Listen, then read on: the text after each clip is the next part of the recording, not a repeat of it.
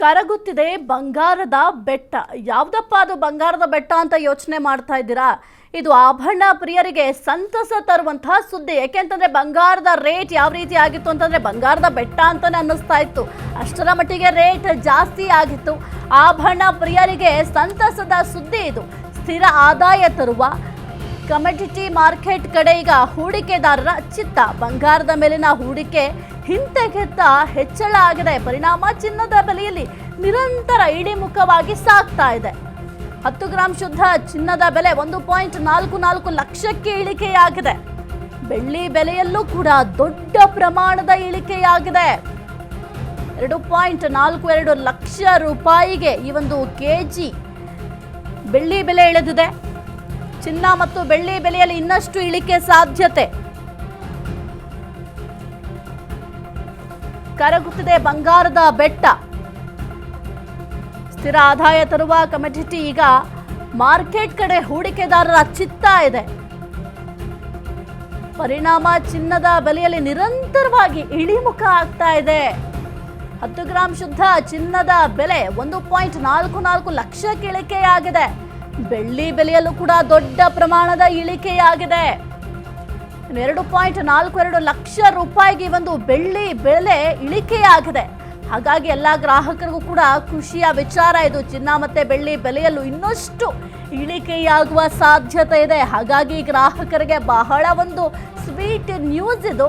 ಸ್ಥಿರ ಆದಾಯ ತರುವಂತಹ ಕಮೋಡಿಟಿ ಮಾರ್ಕೆಟ್ ಕಡೆ ಈಗ ಹೂಡಿಕೆದಾರರ ಚಿತ್ತ ಇದೆ. ಯಾಕೆಂತಂದ್ರೆ ಸ್ಥಿರ ಆದಾಯವನ್ನೇ ಹೂಡಿಕೆದಾರರು ನೋಡುವಂಥದ್ದು. ಯಾಕೆಂತಂದ್ರೆ ಈಗ ಒಂದು ವೇಳೆ ಒಂದು ಚಿನ್ನ ಮತ್ತು ಬೆಳ್ಳಿಯ ಮೇಲೆ ಇನ್ವೆಸ್ಟ್ ಮಾಡಿದ್ರೆ ಒಂದು ಸ್ವಲ್ಪ ದಿನಗಳಿಂದಲೂ ಕೂಡ ನೀವು ಗಮನಿಸ್ತಾ ಇದ್ದೀರಾ, ಇತ್ತೀಚೆಗೆ ಇಳಿಮುಖವಾಗಿ ಸಾಗ್ತಾ ಇದೆ ಒಂದು ಚಿನ್ನ ಮತ್ತು ಬೆಳ್ಳಿಯ ರೇಟ್.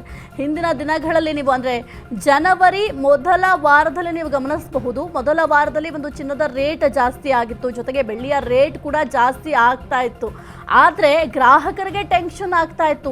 ಯಪ್ಪ, ಇದೇ ರೀತಿ ಹೆಚ್ಚಳ ಆದರೆ ನಾವು ಹೆಂಗಪ್ಪ ಈ ಒಂದು ಚಿನ್ನ ಖರೀದಿ ಮಾಡೋದು, ನಮ್ಮ ಮಕ್ಕಳ ಮದುವೆ ಹೆಂಗಪ್ಪ ಮಾಡೋದು ಅಂತ ಯೋಚನೆ ಮಾಡ್ತಾ ಇದ್ರು. ಜನವರಿ ಮೊದಲ ವಾರದಲ್ಲಿ ಅಂದರೆ ಮೊದಲ ವಾರ, ಎರಡನೇ ವಾರ ಇದೇ ರೀತಿ ಏರಿಕೆಯತ್ತ ಸಾಗ್ತಾ ಇತ್ತು. ಅದಾದ ನಂತರ ಸ್ವಲ್ಪವೇ ಈ ಒಂದು ಚಿನ್ನ ಮತ್ತು ಬೆಳ್ಳಿಯ ರೇಟ್ ಕಡಿಮೆ ಆಗ್ತಾ ಇದೆ.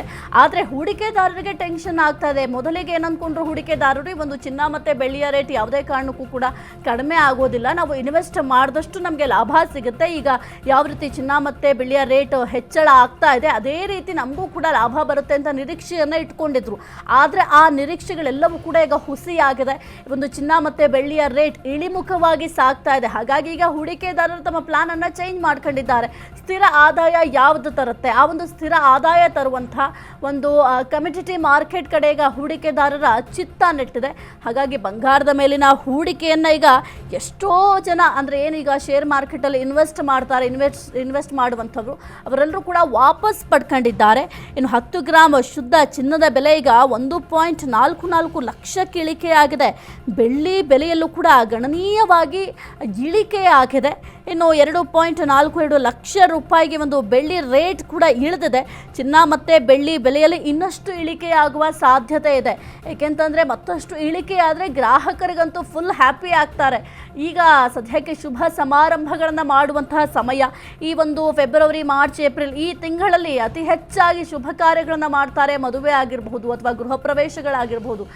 ಸಾಮಾನ್ಯವಾಗಿ ಒಂದು ಸಂದರ್ಭದಲ್ಲಿ ಹೆಚ್ಚಿನ ಪ್ರಮಾಣದಲ್ಲಿ ಶುಭ ಕಾರ್ಯಗಳನ್ನು ಮಾಡೋದ್ರಿಂದ ಎಷ್ಟೋ ಗ್ರಾಹಕರಿಗೆ ಇದು ಒಂದು ರೀತಿಯ ಸಿಹಿ ಸುದ್ದಿ. ಏಕೆಂತಂದರೆ ಬೆಳ್ಳಿಯನ್ನು ಮೊದಲೆಲ್ಲ ನೀವು ಗಮನಿಸಬಹುದು, ರಿಟರ್ನ್ ಗಿಫ್ಟ್ ಆಗಿ ಬೆಳ್ಳಿಯನ್ನು ನೀಡುವಂತಹ ಸಂಪ್ರದಾಯವನ್ನು ರೂಢಿಸ್ಕೊಂಡು ಬಂದಿದ್ರು. ಈ ಒಂದು ಬೆಳ್ಳಿ ಒಂದು ಶುಭದಾಯಕ ಅಂತ ಹೇಳಲಾಗ್ತಾ ಇತ್ತು. ಜೊತೆಗೆ ಒಳ್ಳೆಯದರ ಸಂಕೇತ ಅಂತ ಕೂಡ ಎಲ್ಲ ಹಿಂದೂಗಳೇನಿದ್ರು ಎಲ್ಲರೂ ಕೂಡ ಒಂದು ಬೆಳ್ಳಿಯನ್ನು ರಿಟರ್ನ್ ಗಿಫ್ಟ್ ಆಗಿ ಕೊಡ್ತಾ ಇದ್ರು. ಅಂದರೆ ನಿಮಗೆ ಒಳ್ಳೆಯದಾಗಲಿ ಎಂಬ ಸೂಚಕವಾಗಿ ಕೊಡ್ತಾ ಇದ್ರು. ಆದರೆ ಈ ಒಂದು ಬೆಳ್ಳಿ ರೇಟ್ ನೋಡಿ ಎಲ್ರಿಗೂ ಕೂಡ ಶಾಕ್ ಆಗಿಬಿಟ್ಟಿತ್ತು. ಅಯ್ಯೋ, ರಿಟರ್ನ್ ಗಿಫ್ಟ್ ಅಲ್ಲ, ಮೊದಲು ನಾವು ಒಂದು ಬೆಳ್ಳಿಯನ್ನು ಸೇವ್ ಮಾಡಿ ಇಟ್ಕೊಳ್ಳೋಣ ಅಂತ ಯೋಚನೆ ಮಾಡ್ತಾ ಇದ್ರು. ಆದರೆ ಈಗ ಈ ಒಂದು ಚಿನ್ನ ಮತ್ತು ಬೆಳ್ಳಿಯ ರೇಟ್ ಈಗ ಕಡಿಮೆ ಆಗ್ತಾ ಇದೆ.